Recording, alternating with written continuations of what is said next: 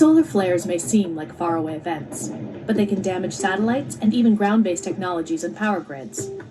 Every 11 years, as the sun reaches its maximum activity, they become bigger and more common, and that increases the chances that one will significantly affect Earth. So what are these solar eruptions?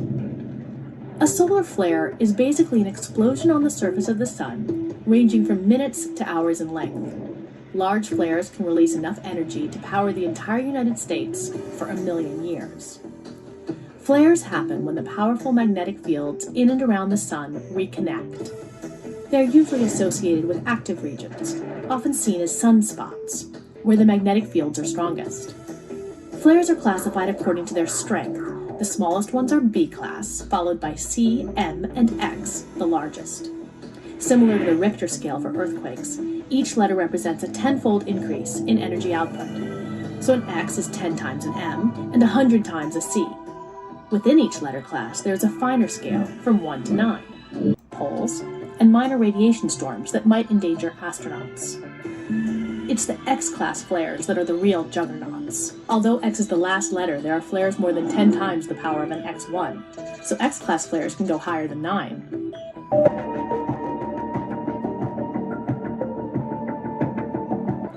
It was so powerful that it overloaded the sensors measuring it. They cut out at X17, and the flare was later estimated to be about X45. A powerful X-class flare like that can create long-lasting radiation storms, which can harm satellites, and even give airline passengers flying near the poles small radiation doses. X flares also have the potential to create global transmission problems and worldwide blackouts. The seriousness of an X-class flare pointed at Earth is why NASA and NOAA constantly monitor the sun. NASA's heliophysics fleet of spacecraft can now see the sun from every side and in many different wavelengths. This unprecedented coverage is enabling scientists to predict and detect space weather events like flares and CMEs with ever greater accuracy. With advance warning, governments and companies can take steps to protect their technological infrastructure so that the worst scenarios will never happen. Holes have appeared on the surface of the sun over the last 2 weeks. They're 18 to 30 times the size of Earth. They're called coronal holes, but they're actually just cooler areas that don't glow as bright as others. That's why they look black. They can send 1.8 million miles per hour solar winds toward our planet. These are different from winds on Earth, and we can't actually feel them. That's because they're a collection of charged particles that can interact with the Earth's magnetic field.